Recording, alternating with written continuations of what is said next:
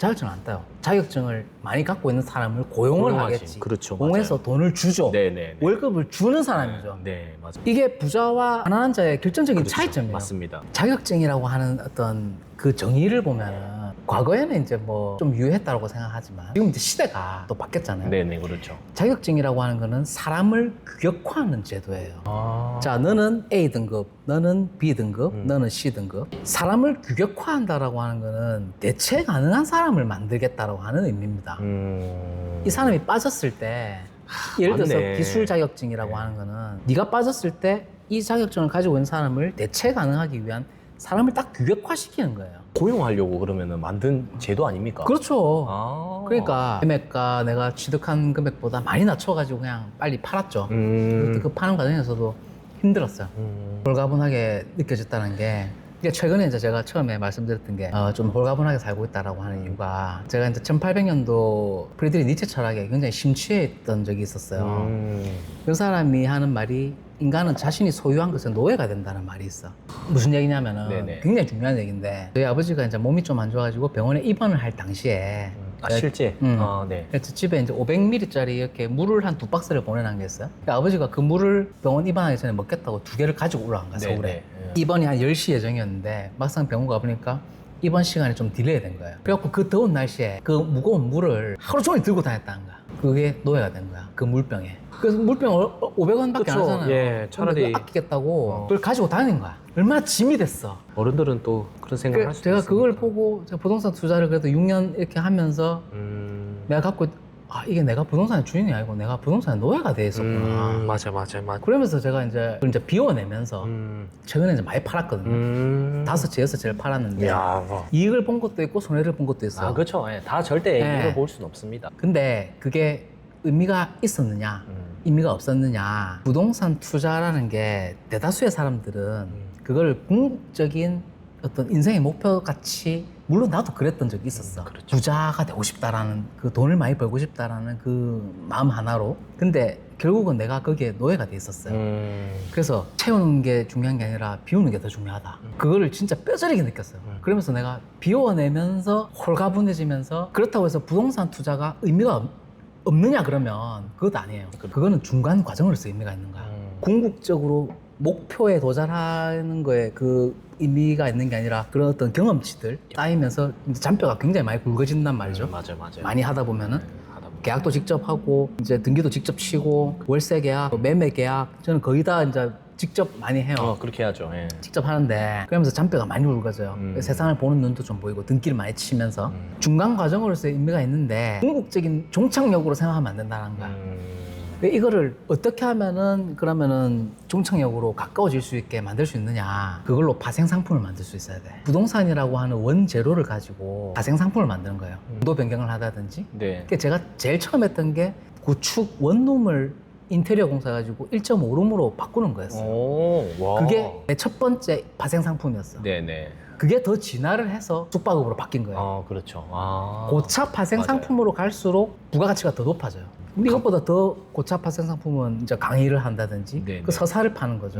강 대표님처럼. 네네. 저도 이제 경험을 해보면서 이제 거기에 내 몸을 가볍게 해야 돼. 그게 이제 가장 효율적이고 가장 이제 속 시끄러운 일 없고 맞아요. 그 내한테 투자하는 거예요. 나한테 투자하는 거야. 부동산이든 주식이든 비트코인이든 이런 거는 내가 아닌 외부에 투자하는 거거든. 그건 내가 컨트롤할 수 있는 영역이 아니잖아. 맞습니다. 예. 맞네. 그러니까 나 자신한테 투자하는 거야. 아. 그러니까 가장 현명한 투자가, 제가 6년, 7년 정도 이제 부동산 투자하면서 가장 현명한 투자가 나 자신한테 투자하는 거야. 그리고 신체 자본에 투자하는 거야. 신체 자본. 예, 내 몸이죠. 내 몸에. 내 건강. 몸에 투자하는 거야. 그러니까 대다수의 사람들이 영상 보시는 분들도 그렇지만, 그러면 어떤 게 가장 빨리 성공할 수 있는 방법이냐, 이런 것들을 물어보는 사람들 되게 많거든요. 많죠. 신체 자본에 투자하는 거예요. 무슨 말이냐, 내 몸을 상품화 시키는 거예요. 그게 제일 빨라. 맞아요. 지금은 그래요. 그나마 쉽고 빨라요. 예전에 이런 이야기가 있었습니다. 어떤 분이 저한테 이야기해 주셨는데, 네가 잘 되려면 제일 중요한 거는 체력이다. 체력이 있으면은 무너져도 올라설 수 있다. 그렇죠. 택시 기사라도 할 수 있다. 체력이 있어야 하잖아요. 어떻게 보면은. 그래서 체력을 키우면은 뭐라도 하니까 그렇죠. 체력을 키우라 하더라고요. 그 말 듣고 맞네. 내가 만약에 아파서 누워 있으면 우리 가족 다 굶어 죽거든요. 맞아요. 네, 부도예요, 부도. 근데 건강하고 체력이 좋아진다. 뭐라도 하면은 밥은 먹고 살겠구나. 그건 이제 약간 체력이라든지 신체 자본이 이제 메인 잡을 서포트하는 개념이고. 맞아요. 지금은 신체 자본 자체가 내 그냥 상품이 되는 거야. 상품 맞. 예를 들어서 이제 지금 제가 약간 그런 뉘앙스죠. 신체 인플루언서. 예를 들어서 뭐 신체 아름다운 인플루언서. 아름다운 몸을 갖고서 그 자체가 그냥 상품이 되는 거예요. 맞아요. 그런 사람들이 많잖아요. 그러니까 뭐 대학을 나오고 뭐 학벌이 좋고 지금 그런 시대가 아니라는 거야. 지식은 이제 공공재인 거예요. 지식은 누구나 액세스 가능하잖아요. 인터넷이라는 게 있기 때문에. 그렇죠. 맞아요. 과거에는 책도 함부로 볼 수 없었어. 조선시대 때는. 진짜 양반 사대부 아니면은 책 한 권 구하기도 힘들었죠. 공공재가 아니라 특권층만 지식을 소유할 수 있었죠. 근데 지금은 그런가요? 대학을 안 나와도 내가 미국에 있는 저명한 하버드 대학의 가능하죠. 논문을 볼 수 있잖아요. 네네. 지식은 공공재, 특권층만 소유할 수 있는 게 아니잖아요. 그러면 희소성이 떨어져. 정보는. 그렇네. 이제 AI도 그러면은, 있고 하니까. 그렇죠. 그럼 이제 신체 자본은 대체가 안 돼. 지금 인스타나 유튜브 같은 거 보면은 그래서 제가 이제 몸을 8kg를 뺐거든요. 운동하면서. 진짜 명. 그러니까 제 책에도 다 쓴 내용이에요. 내용인데 이 신체 자본을 그냥 돈으로 예를 들어서 금전적인 것과 바로 그냥 치환이 가능한 형태예요.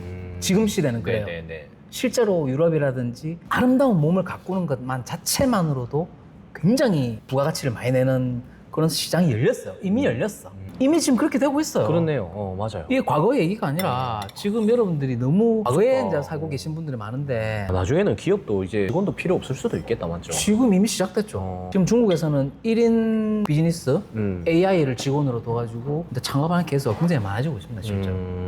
자격증은 따면 딸수록 가난해진다라고 이제 주장하는 사람이에요. 이게 이제 굉장히 함축적인 또 이야기인데 자격증이라고 하는 어떤 그 정의를 보면은 과거에는 이제 뭐 좀 유효했다고 생각하지만 지금 이제 시대가 또 바뀌었잖아요. 네네, 그렇죠. 자격증이라고 하는 거는 사람을 규격화하는 제도예요. 자, 너는 A 등급, 너는 B 등급, 너는 C 등급. 사람을 규격화한다라고 하는 거는 대체 가능한 사람을 만들겠다라고 하는 의미입니다.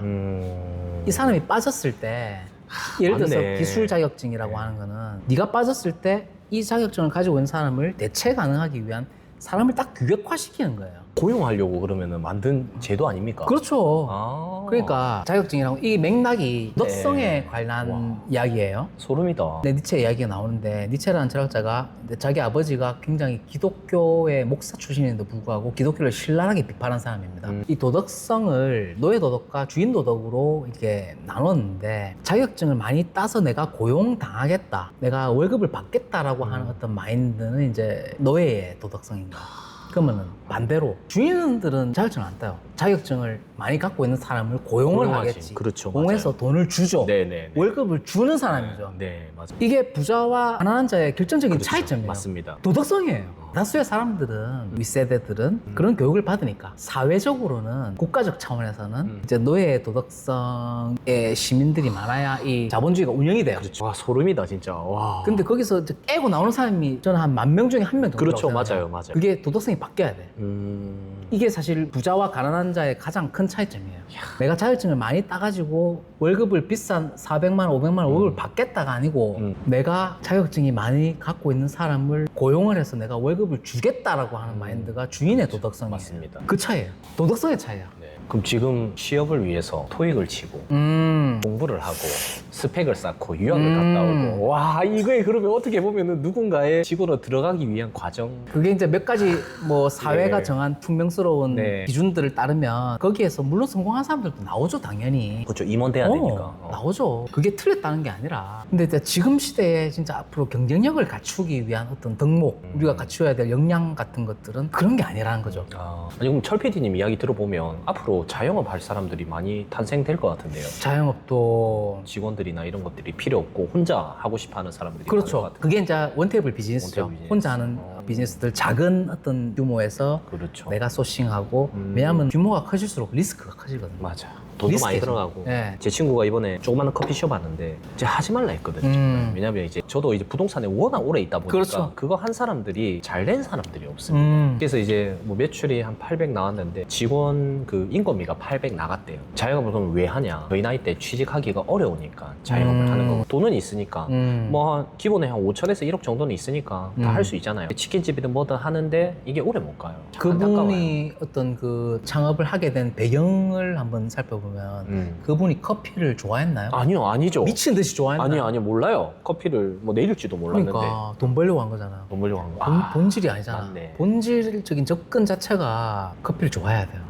커피 맞네, 장사를 하려면은 커피를 좋아해야 돼요. 책을 쓰려면은 책을 좋아해야 돼요. 세속적인, 그러니까 관념적이고 추상적인 이야기가 될 수도 있는데 뭐 저한테도 그런 질문을 하는 사람들이 많아요. 어떻게 하면 책 쓸 수 있냐요? 작가님, 어떻게 하면 저도 출판하고 싶은데 어떻게 하면 책 서점에 깔릴 수 있어요? 물어보거든요. 물어보는 네, 사람들 네, 되게 네. 많아요. 그렇죠. 책을 좋아해라. 그러면 자연스럽게 그런 기회가 생기고 자연스러운 거예요. 맞는 말이네요. 이거 자기적으로 하려고 되는 게 아니야. 어떤 세상의 원리는 다 똑같은 것 같아.